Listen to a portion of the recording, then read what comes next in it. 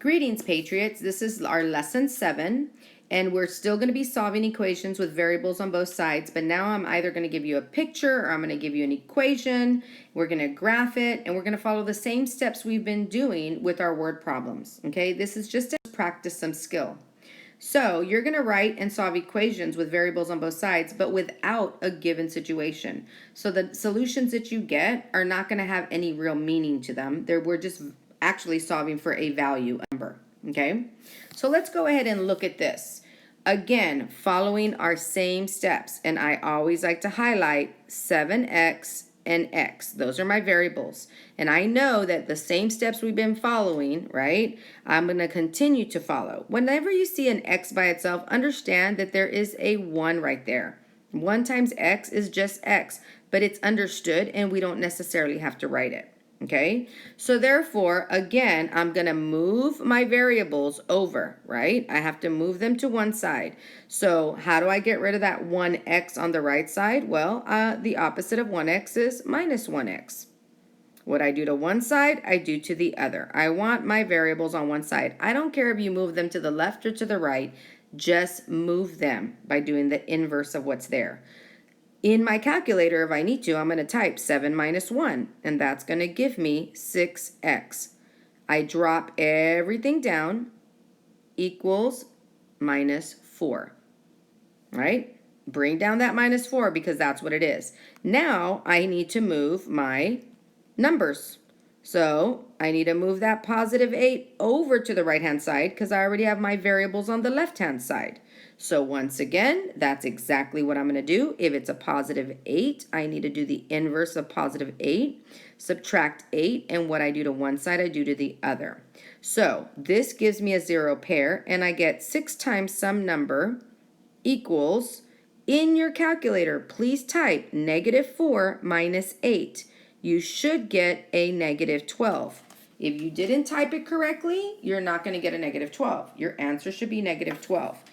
Last step, I've moved everything. I'm down to my final step. This says 6 times a number gives me -12. Well, I know that the inverse of multiplication is to divide on both sides, since my goal is to get x on its own. So when I type in my calculator, this gives me 1, right? 6 divided by 6 is 1, and 1 times x is x. So -12 divided by 6 is equal to a -2. What does that look like in this griddable item? You will be responsible that if you ever get a negative solution, that you make sure that you shade that negative solution of -2. So on a number line, if here is 0, remember, where is -2? It's to the left of 0. So since your answer is actually -2, you would put a closed dot on that, right? Because that's what it equals. Now, can you always check the solution just like we were doing in our word problems? Of course you can. You can go back and substitute 7 times -2 plus 8. Does that equal -2 minus 4? Well, let's check. On my calculator, if I type 7 times -2, that's going to give me a -14, plus 8 will give me -6. So I need to see if I get that on the same time, on the other side. Well, if I type -2 minus 4, it also gives me a -6. So since I got the same solution on both sides, I know this is a true solution, that -2 has to be true because it gives me -6 on both sides of the equation. You can always go back, and that's going to be our focus on problem number 2. I've given you x divided by 5 minus 5 on the left side and x divided by 15 plus 1 on the right side. And I want to know which of these solutions is correct. Well, let's substitute. That's the best way to check. You have a calculator, so let's go ahead and input in place of x the value that you got. I'm going to go test 30. 30, right, divided by 5 minus 5 equals 30 divided by 15 plus 1. test it. You have a calculator. You can type this into your calculator and see if you get the same value on both sides. So I would type 30 divided by 5 minus 5, and you should get a solution. If you type it incorrectly, 30 divided by 5 is actually 6 minus 5. That'll give you 1. 30 divided by 15 is actually 2 plus 1, and that equals 3. So does 1 equal 3? Well, you're going to have to say no, it does not. So can 30 be the solution for this equation? No, I'm done with that. All right, so now what we're going to do is we're going to type in, we're going to type in 45 and see if that works. Okay, let's go ahead and do it. Here we go. I'm just going to use my red, so let me draw my line here.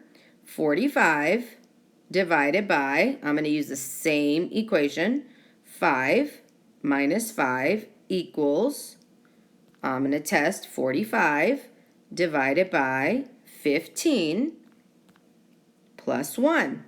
Let's see if it works. So when I take 45 and I divide it by 5, I know that that gives me 9 minus 5, which equals 4. Okay? If I take 45 and divide it by 15, that's going to give me 3. Plus 1 is going to equal 4. So does 4 equal 4? Yes. That means then that this solution of 45 is making this equation true. So as of right now, 45 is the solution that makes it correct. However, Miss King always says, for practice, let's try 15. Okay, so 15 divided by 5 minus 5 equals 15 divided by 15 plus 1. Check each side. 15 divided by 5 is 3 minus 5, which gives me negative 2. 15 divided by 15 is 1 plus 1, and that equals a positive 2. Does negative 2 equal a positive 2? Well, I'm going to say no. So 15 is also makes this false. So you're looking for the solution that makes the equation true. Substitute. That's what I mean by the word substitute each of your answer choices. Okay. Now I'm giving you the same equation, right? A same equation, but I'm giving you a picture model. So what I didn't do, so I'm going to write it. That's why we're doing notes. Whenever you see this little rectangle, I'm going to say that each one of those rectangles represents X, okay? Sorry if it's a little hard to see. So what you're going to do is we're going to translate this to 3x, and that's plus 1. There's one little square. So I'm going to write it right here. 3x, 3 times a number, plus 1. We know that this is a balance, right? Balance beam, and notice everything's balanced on both sides, equals x minus 5. And I made sure to put negatives on there. So I have 5 negative. So this is your equation. You need to be able to look at a picture and write the equation. Now, with that being said, okay, I can do one of two things. I can either solve for x in order to get the right solution, or I can also substitute every single option and see which one makes my equation true. Well, Miss King prefers to just solve for x, right? But I'll show you both strategies, okay? So again, when you see x by itself, it's understood that there's a 1 there, right? We talked about that a little while ago. So I have 1x and 3x. I am going to move that 1x.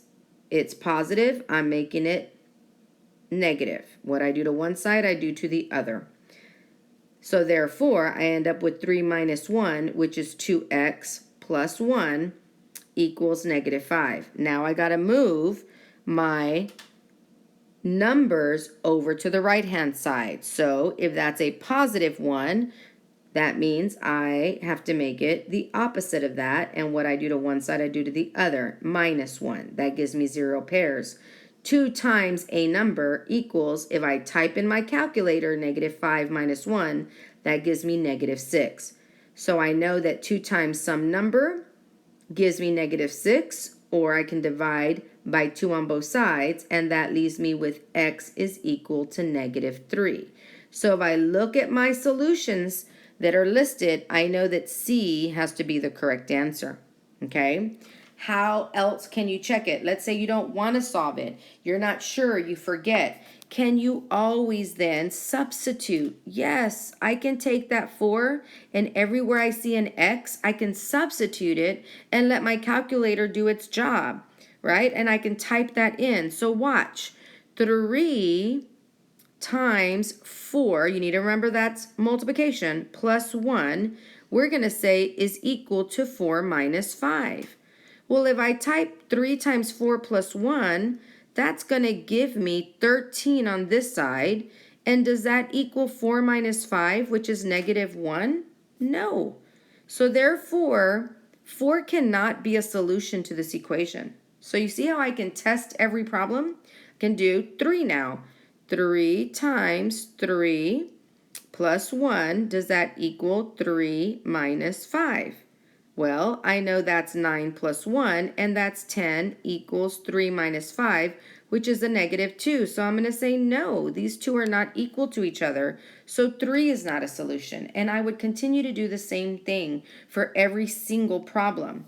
I can now type in 3 times negative 3 plus 1 equals negative 3 minus 5. Well, 3 times a negative 3 is negative 9 plus 1. That gives me negative 8. Well, negative 3 minus 5 also gives me negative 8. So now, do I have a true solution or a true statement? Yes. So negative 3 is the correct answer. So Patriots, now it's your turn. I want you to stop. Solve this, take your time, and then come back and check your solution. It's important that you begin to do some of these on your own. Welcome back.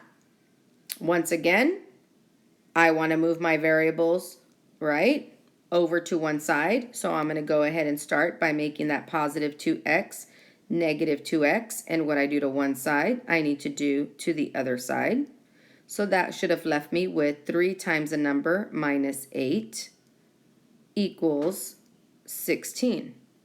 So now my job is to move my values over, my integers of negative 8 over, right? Those are like terms. So that minus 8 is going to become a positive 8. And what I do to one side, I must do to the other. So that leaves me with a 0 pair, and 3 times some number equals 24. Well, I can figure out that 3 times 8 is 24, but I can also do the inverse operation of dividing by 3 on both sides, and x is equal to 8. So on my griddable item, I would shade 8 because it's positive. You don't necessarily have to grid the positive. You can leave it blank, okay? How does that look on a number line? Well, the solution is positive 8. So 2, 4, 6, 8. I would actually have a closed circle because that's what makes this equation true. Okay, and you can always go back and check if 8 makes it true on both sides like we've been doing. Job is going, oh, I have one more problem. Again, remember, we're trying different values in each of our variables. So I'm going to test every single one, okay? So Miss King is going to take 36, right? And everywhere she sees the letter X, she's going to substitute that to see if it works. So 36 in my calculator divided by 3 minus 9. If this is true, I should get the same value on both sides. 36 divided by 4 minus 8. Well, when I type this into my calculator, I am going to get 12 minus 9, and that's going to give me 3. And I'm going to get 9 minus 8 here, and that's going to give me 1. Well, this is not a true statement. So 36 cannot be a solution that makes this equation true. Next problem, I am now going to go ahead and enter 48, right? So, same process. 48 divided by 3 minus 9 is supposed to equal 48 divided by 4 minus 8. So when I enter this information in my calculator, I am going to end up with 7 on this side equals 12 minus 8, which is 4. Is that true? No. So therefore, 48 cannot be your option. Last solution to test is 12. 12 divided by 3 minus 9 equals 12 divided by 4 minus 8. When I test this solution, I get 4 minus 9, which is equal to a negative 5 on the left side. 12 divided by 4 I know is 3, and 3 minus 8 is equal to negative 5. Do I get the same solution on both sides? Yes, so therefore this is a true statement. So that means that 12 is the correct solution because it makes my equation true on both sides.